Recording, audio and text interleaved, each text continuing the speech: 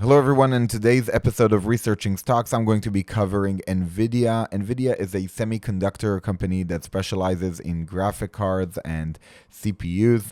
And Nvidia, in my opinion, is one of the best performing companies in the world right now in terms of their execution on their core business and when it comes to expanding to new businesses. So the company has been trading around $500 billion recently, just around the $200 mark, and it is in a pricey price to earnings ratio kind of range between 90 and 100. If you are looking for a company that has growth and a dividend, Nvidia is that kind of company.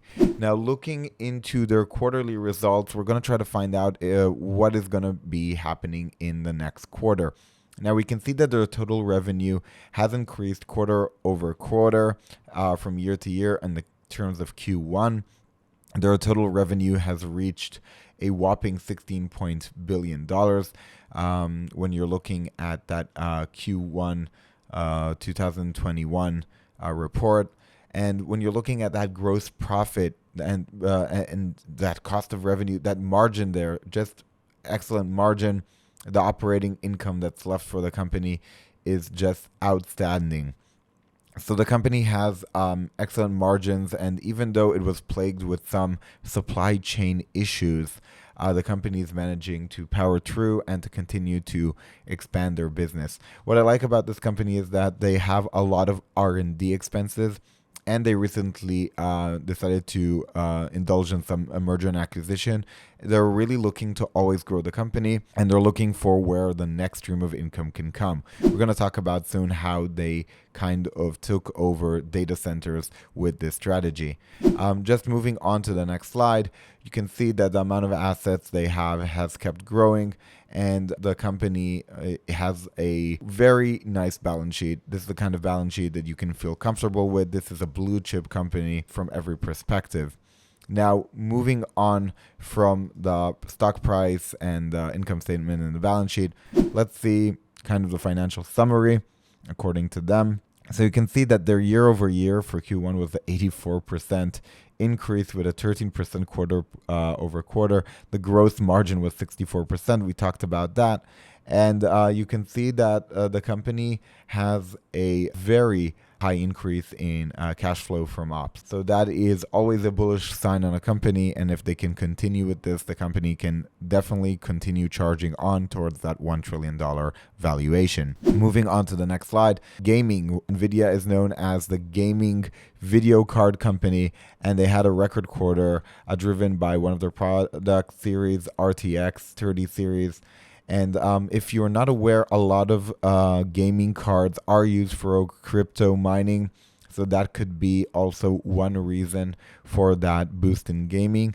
Now, Nvidia does not say here how many people have bought those cards for mining, but I'm pretty sure that a lot of that market share in the space of graphic cards is for mining and not just for gaming. Moving on to their data center. So you can see that in their data center business, they had some stagnation between Q3 and Q4 in their terms of their projections for the rest of the year. But they do expect that by Q1 2022, they're going to be reaching a really higher growth, and that they're going to reach that $2 billion for the first time. So growth was led by hyperscale customers for internal and cloud workloads. And they're talking about a lot of growth driven, not just by one product, but by three different ones. And they're stating here the GPUs, the T4, A100, A10, and A30. So it's usually good when a company is growing their business through multiple products, and it's not just one product the whole business is leaning on. Moving on to the next slide, professional visualization. The company is working with enterprises, and enterprise companies do spend companies' budgets on strong virtual machines and do spend a lot of money on enterprise grade computers to do work that you cannot do on a regular computer. These are very complex workstations, and Nvidia also has sales in that area. So you can see $372 million is the projection. Very interesting.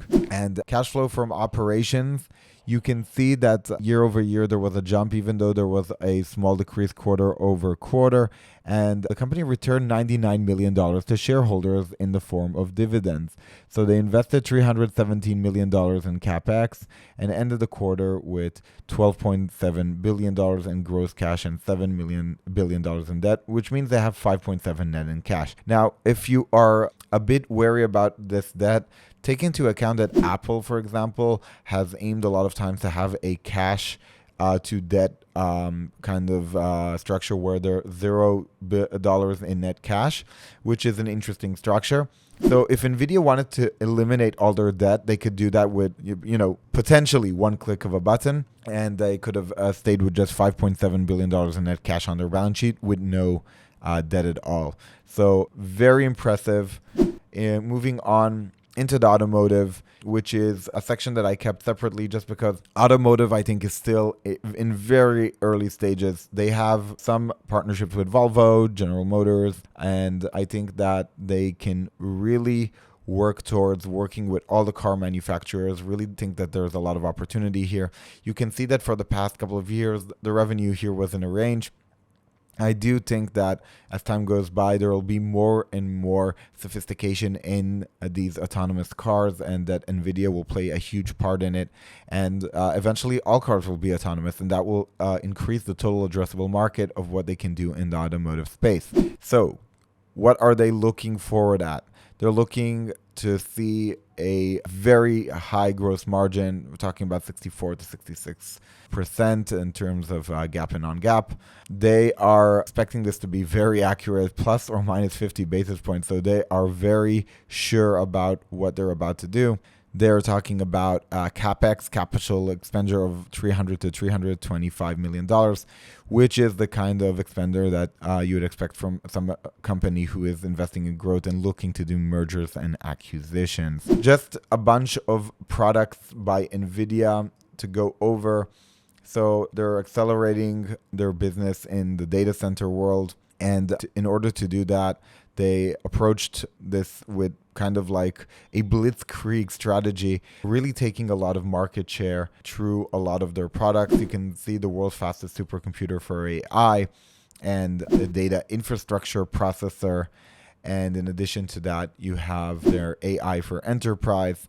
So just a lot of things in their product line that are aiming to something that is more than just gaming. They're talking about their new GPUs and AI solutions that can detect cyber breaches. Really, the company has expanded to multiple domains, and working in cyber will be very interesting for the company. I think that if they can create a AI solution for the cyberspace, that can really generate a lot of revenues as the spend for cybersecurity keeps on growing.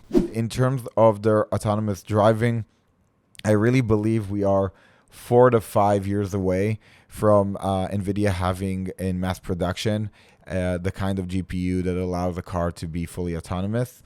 That is just my projection based on how the technology is expanding. So they're really on the verge of a breakthrough, and I think they're going to be targeting automakers with 2025 to 2030 models. There's a lot of companies that have kind of made a statement that all their cars will move to be electric and some form of autonomous by the year 2025 or 2030. So if by 2030 NVIDIA can really increase that revenue from the car space, I think that there's going to be a whole new story for the company going into that next 10 years between 2030 and 2040. So sorry there for mixing up the years maybe a bit, but you can kind of catch the gist of it. In terms of, how they see this, computing for the age of AI. So they have their gaming business, the enterprise business, the cybersecurity business, and the car business. And the data center business, which we're going to dive into, which they kind of had a lot of wins there. In terms of that data center business, you can see that they're working with every major cloud provider, and the revenue just keeps on growing. there are a record number of registered NVIDIA developers and 90% share of accelerators and supercomputing.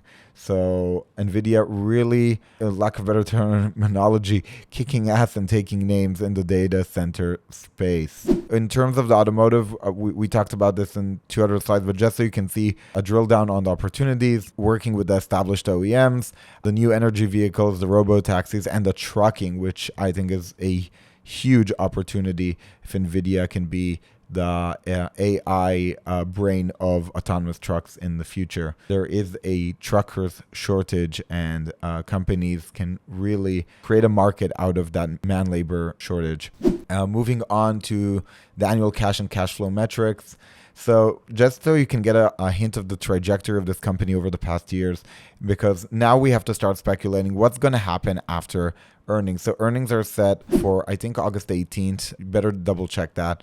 And I think that NVIDIA is going to keep showing strong growth in gaming. And the reason I'm saying that is that there is a lot of games that are going to be coming out in the next year that are going to require a lot of heavy graphics. We saw some of the games that came out over the last holiday season. We're about to have another holiday season, and people are going to be pre-ordering, I think, a lot of these graphic cards just because there is still some shortages.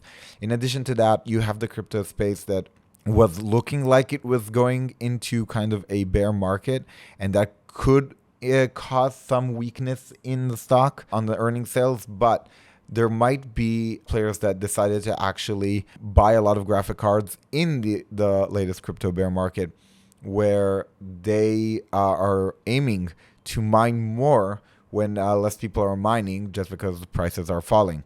So that's a tactic that's sometimes used by a lot of miners, so that's something to take into account. And just because the reopening and the back to work happened doesn't mean that data centers and virtual machines are a thing of the past. I think that there are a lot of companies, especially in the tech space, that are hiring, and they are not just hiring and growing teams, they're growing that cloud bill, and they're growing that cloud bill using tools that are connected to NVIDIA's to basically products, and you can probably see NVIDIA to keep growing in that data center area. In my opinion, you have a opportunity to kind of get with a program with NVIDIA and join the people who are long the stock. I personally am long the stock. This is a good time to put out the disclaimer. And while I'm not recommending the stock, I really believe that this is the kind of company that is moving fast, and they're going to bring out of that R&D department things that are going to cause jaws to drop. I think that one of the most interesting things that I'm looking for in terms in the gaming is their B2B opportunity. If they can create an AI that builds worlds. So imagine a game like Grand Theft Auto, where you need to really spend anywhere between $200 and $400 million on the development. And a lot of that is because you have to create like a world. Same thing with Assassin's Creed when they, in that game, try to replicate cities from the past. If you can have an AI doing most of the heavy lifting and creating the basis for that kind of world development, you can save a lot on the development just using the amount of sheer amount of workforce that you use to build these kinds of things. So I really think that there's a lot of opportunity in the B2B AI space. I think that these are like deals that NVIDIA can sign with gaming companies, the kind of game development companies that are in the hundreds of millions of dollars and can reach eventually billions in revenue as time goes by. And I really think that in terms of what NVIDIA can eventually do in other spaces in the kind of realm of gaming, I think NVIDIA can easily start creating CPUs for gaming that are gaming specific. Maybe they can work together with their GPUs. I think that NVIDIA can work towards building more products for the mobile, and there are still a lot of opportunities. So let me know what you think. I want to know if you think that NVIDIA is a buy at these levels or if NVIDIA is overpriced. Let me know any opinion you may have. And if you are new to this channel, this is the time to click subscribe and to hit that bell for notifications. If you found this video useful, hit that like button because it really helps the channel. And I appreciate you watching until here. Thanks for watching. See you next time.